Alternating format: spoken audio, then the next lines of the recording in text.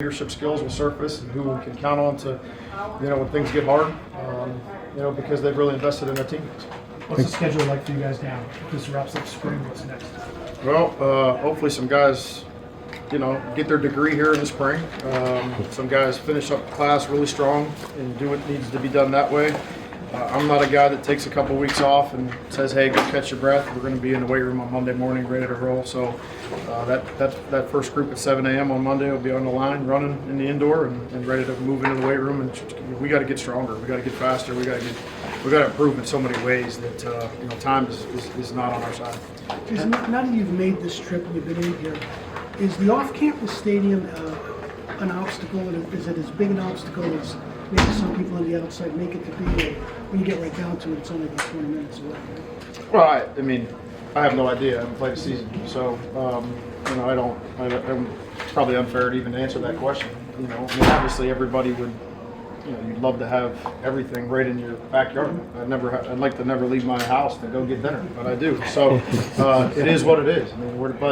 You play by the rules of engagement, of what you got and what you do, and you make the best of it. And ultimately, if we can continue to increase the fan engagement here, we can get East Hartford, West Hartford to come out and flood this place and make this a real home field advantage. I don't care where the stadium's at. So Skylar Bell and a couple guys that are on this past year's roster, on the sideline here, I think he's been around a few times. Just having guys like that stick around the program, even throughout the transition, what does that mean to you? Well, I think that 100 plus alums today at breakfast here in the stadium.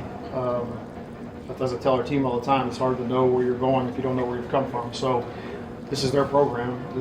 They've helped create so many memories here for themselves, for the fans. Some guys played in eras and years that maybe were better than others, but you ultimately want to come back. I want to go back to not union every year. I want to be part of that. I want to help the younger players from my experiences and help them learn and grow. And I really feel that if we can engage that group, then that just spreads community throughout the whole entire thing. So fast forward it, whether you played in the 60s, the 70s, the 80s, or if you're Skylar Bell that was just done here a few months ago, they're always welcome back. This is their place.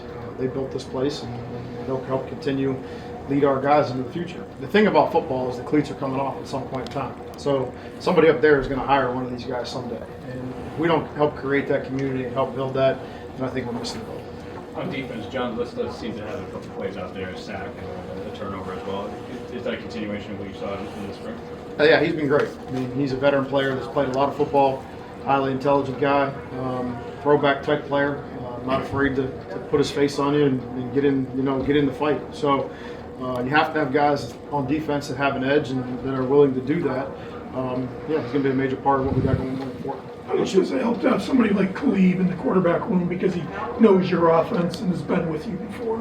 Yeah, Caleb's been great. He's been, awesome.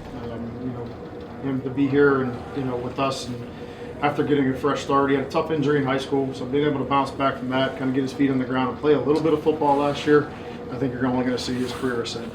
What's your guidance for a player after a fumble or interception or something like that in the showcase today? Is that something you treat differently or like it was happening in practice a week ago? What I told him or what I want to tell the media? I think there's two different things there. That's what we're doing, right? That's why we're practicing, But ultimately, at the end of the day, turnovers are such a massive part of all of sport, right? And we're really momentum off of turnovers, right? You watch through the basketball tournament. There's a turnover. Next thing you know, the other team goes down and hits a three. Momentum in college sports is critical. So you can't self-inflict, especially down in the red area and some of those places down there where you're counting on points and you turn around and give the other team points. But they're all learning situations, and we want to take those things off the tape now so they don't show up in football.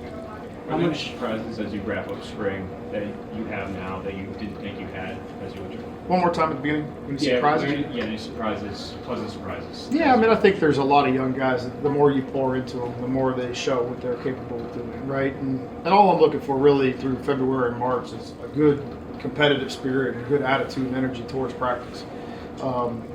From there, it's the coach's job to make sure that we continue the learning curve and that we invest into them. And then ultimately, if that's good, the 353 days out of the year that there's not a game, then we'll be pretty damn good on the days that there are a game. How much does a day like today help in just building that fan equity for the program? We're talking about a program that's been an FBS rather, fewer than 30 years, coming off of a good season where the fans really cared.